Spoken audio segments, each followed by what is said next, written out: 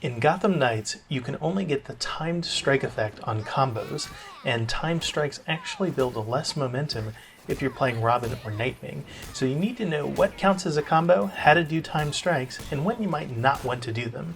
I'll show you the basic timing for each combo for each character, and by that I mean I'll show the combo being done with perfect timing, and I'll play an audio tone every time the attack button is being pressed so you can hear what the timing rhythm sounds like.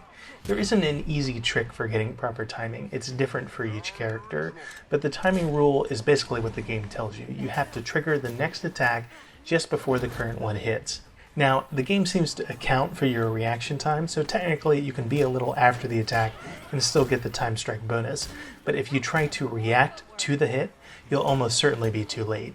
You have to anticipate the next hit, which you can only do if you're already comfortable with the combo rhythm. Because time strikes are measured against the actual attack contact time, the timings can vary in real fights. If an enemy ends up being pushed to an unusual distance or position, you may need to delay the next hit just a bit more. This is most often relevant when you're surrounded with multiple enemies, where each attack and the combo can potentially hit different enemies at varying distances from you. In Gotham Knights, combos are sequences of light attacks with an optional heavy melee finisher. Since you have to hold the attack button to trigger a heavy melee attack, when you end with a heavy finisher, you have to trigger it a bit earlier than you would normally trigger the next attack in the combo. The light attack combos look the same every time, but when you end a combo with a heavy finisher, one of a couple different random animations will play. Note that I only show one of the animations, so it might look different when you try it, even if you do it correctly. Batgirl's longest combo is 4 attacks long. Buy the enhanced combo ability in her knighthood tree to extend her maximum combo to 5 attacks. Unlike the other characters, Batgirl's time strikes don't do more hits, they just do more damage per hit. But since they are slower hits, doing time strikes with Batgirl actually brings your damage per second down by about 10%. However, your rate of momentum gain goes up about 20%, and that's generally the better deal. But because it's a pretty even trade-off, Batgirl does about as well if you focus on melee damage as if you focus on momentum abilities. She's definitely the most beginner-friendly character.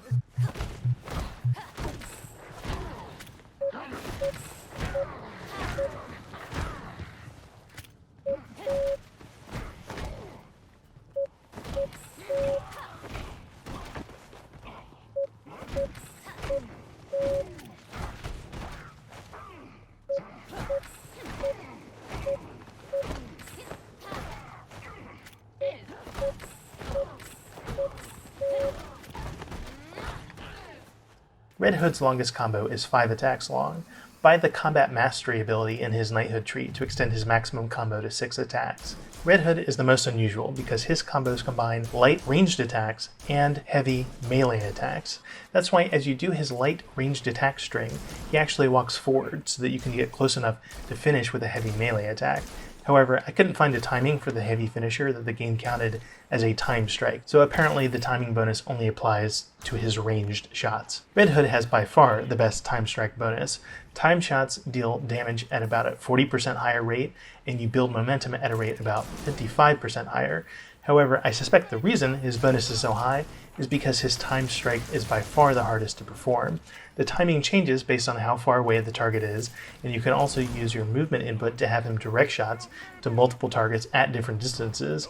Red Hood's shots are also the most likely attack to be dodged, so the time strike timing is very contextual and nearly impossible to hit reliably, but I'll show you the close range timing on one enemy as an example.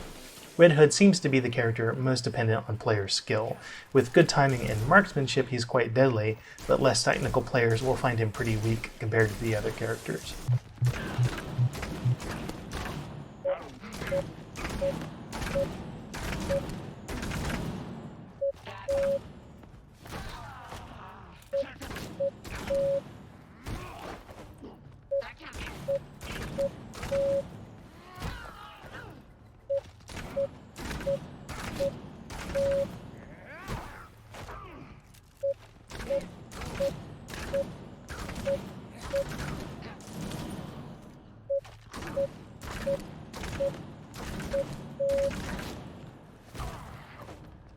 Robin's longest combo is just 3 attacks long. Buy the Combat Expertise ability in his Knighthood tree to extend his maximum combo to 4 attacks. The effect of time strikes with Robin is that your damage rate decreases by about 60%, and your momentum rate decreases by about 80%.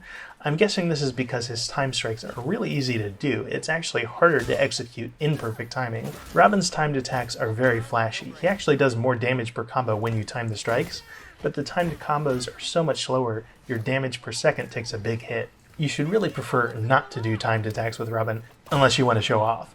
That's why for every combo I show both the timed strike version and the version with imperfect timing that you'll actually want to use. Robin's really meant to be played as a stealth character, which is probably why his combos are so short and hard to time.